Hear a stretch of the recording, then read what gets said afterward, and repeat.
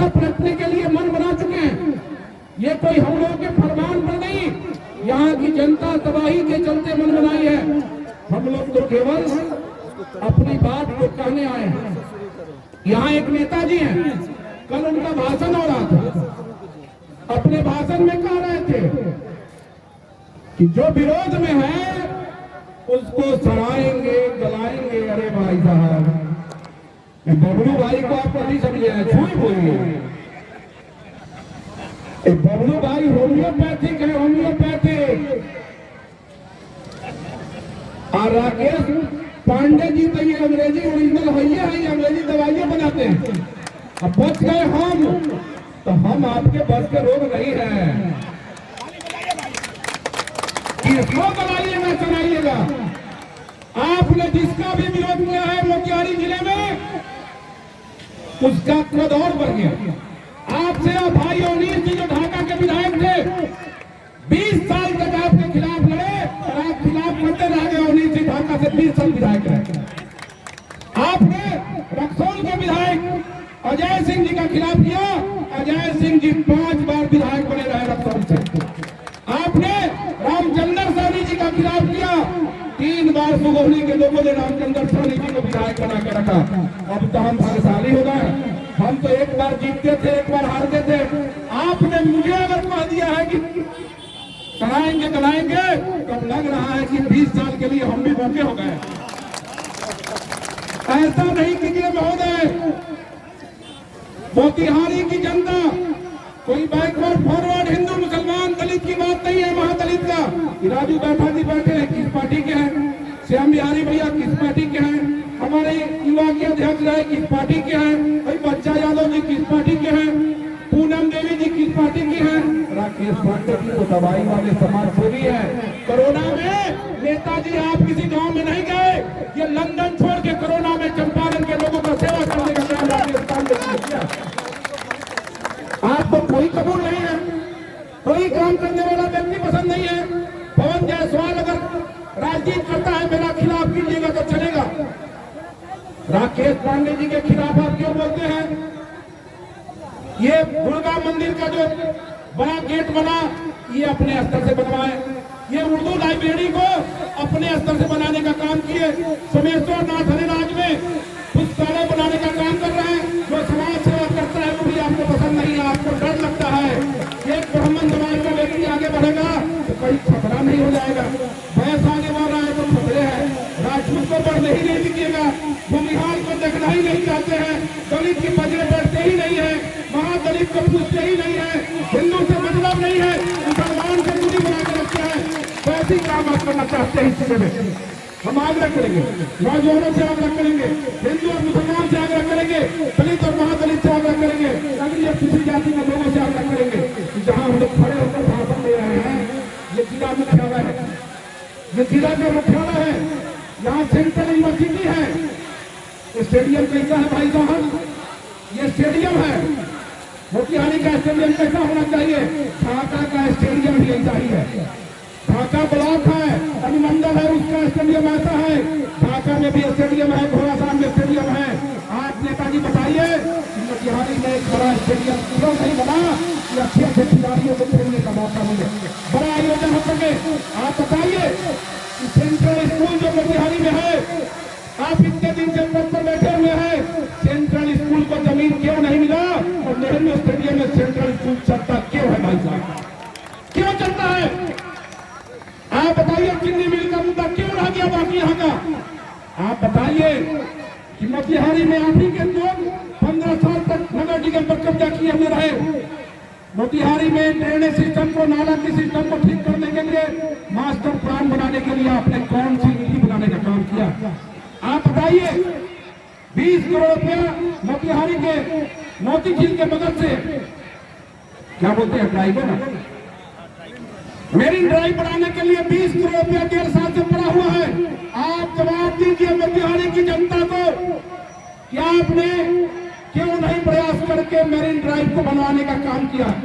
आपने मोती झील में नेहरू स्टेडियम के बगल से, रोइंग क्लब के बगल से कृष्णनगर में पुल पास हो गया, सारी स्वीकृति मिल गई। आपके एक आदमी का घर पर गया तो आपने दूसरा पुल नहीं नहीं बनने दिया और एक पुल के सहारे मोतिहारी जाम में डूबने का काम करता है, जाम का सामना करता है। पैसा आ गया, पुल की पैसा है, रास्ता क्लियर है कि भाई वही कलम के बगल से कृष्णपुरी को जोड़ेगा, आपने क्यों नहीं कराया? आपने वृक्षा स्थान के सामने जो रास्ता निर्माण की बात है आप क्यों बाधक बने? पवन जायसवाल कमर खोद के रख देगा भाई साहब, याद करके रख लीजिएगा, मुझे जवाब देने आता है। पीछे जाइए, पीछे। ये दलीय चुनाव नहीं है, आप इसको दल के बंधन में बांध के गुमराह करना चाहते हैं। अरे भाई साहब, भाजपा की बात होती तो पवन जायसवाल सबसे आगे भाजपा के लिए होता, राकेश पांडे भी उसी दल में है, बबलू गुप्ता भी उसी दल में है। भाजपा की बात नहीं है, झूठों के झंडा लगा के गुमराह मत कीजिए। आपने जैसा न्योता किया है वैसा ही चुनाव हम लोग कर रहे हैं भाई साहब। ऐसा चुनाव करना गलती है क्या भाई साहब? चुनाव करना चाहिए कि नहीं करना चाहिए? कौन गलती कर रहे हैं भाई साहब? हम लोग तो अपनी बात कर रहे हैं। प्रीति गुप्ता की गाड़ी आगे थी, हम लोग को चुनाव करना था, हम लोग इसी रास्ते से चुनाव करने चले आए। अगर दूसरा गाड़ी आगे होता चुनाव करने में तो हम लोग उस गाड़ी को पकड़ते।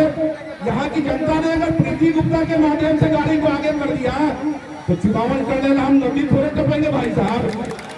जो रास्ता सटीक दिखा उसी रास्ते से हम लोग बढ़ गए। हम आ क्या करेंगे?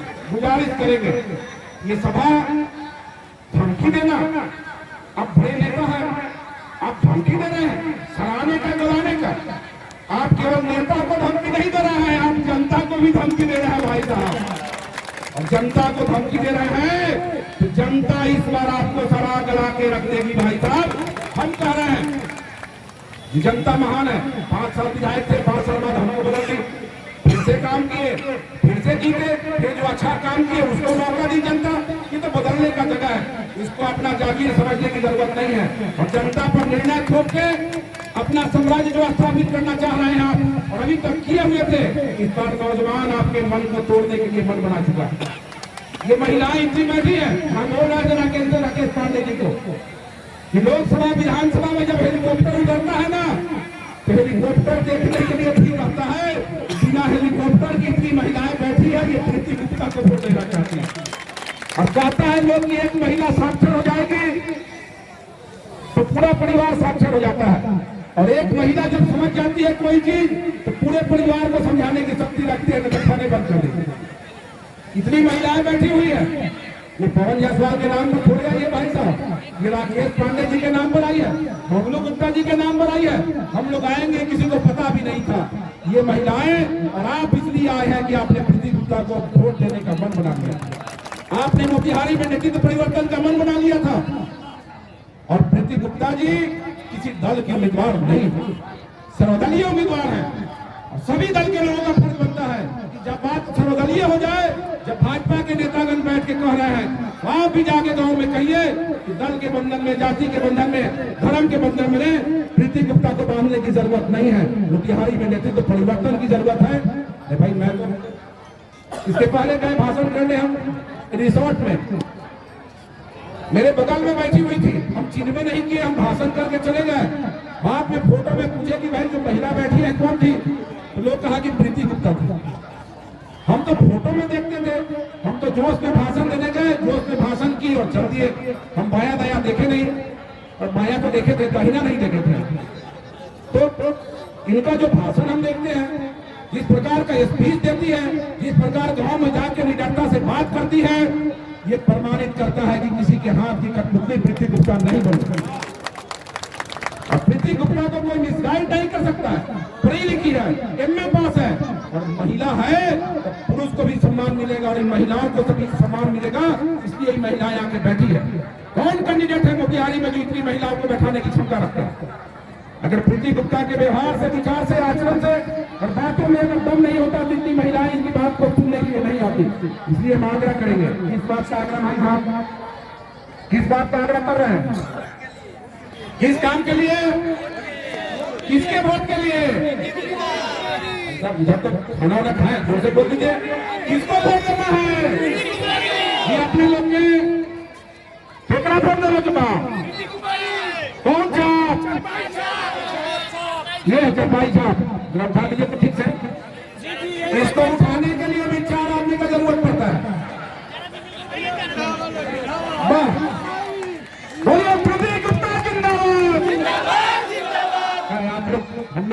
क्या इसलिए नहीं बोल रहा है, आप लोग ही बोलिए प्रीति गुप्ता जिंदाबाद, प्रीति गुप्ता जिंदाबाद, सर्वदलीय उम्मीदवार जिंदाबाद, मोतिहारी को बदलना है और प्रीति गुप्ता को मोतिहारी को बदलना है। फिर से सभी लोग को बहुत बहुत प्रणाम करते हैं और भी नेता लोग को आना है। अब कुर्सी पर जो बैठता है वो जल्दी खाली होगी नहीं करना है, तो हम लोग जाएंगे कि कुर्सी खाली होगा तो हम लोग दूसरे नेता भी बता के बैठेंगे। थोड़ा देर स्टेडियम में हम बोले कि 1 नंबर से 10 नंबर के जो खर्च करता है रूम में चले आइए, हॉल में खाली हुआ तो पीछे वाला आगे आगे बैठे, जैसे रूम में से निकल के आए लोग पीछे जाना पड़ा। इसलिए हम लोग श्रद्धा से अन्य नेतागण के लिए कुर्सी छोड़ के मात्र 3 को नेताजी हम लोग जा रहे हैं। दूसरे दल के भी नेता लोग आएंगे, वो भी अपनी बात कहेंगे, उनकी बात को भी सुनिएगा। सबकी बात सुनना है, लेकिन वोट कहाँ देना है? आप लोग किसी पार्टी में ना है, सर्वदलीय ना है भाई। आप लोग जोर से बोलिए, आप लोग किसको वोट दीजिएगा? आप लोग भाई साहब आप लोग हमसे रहेगा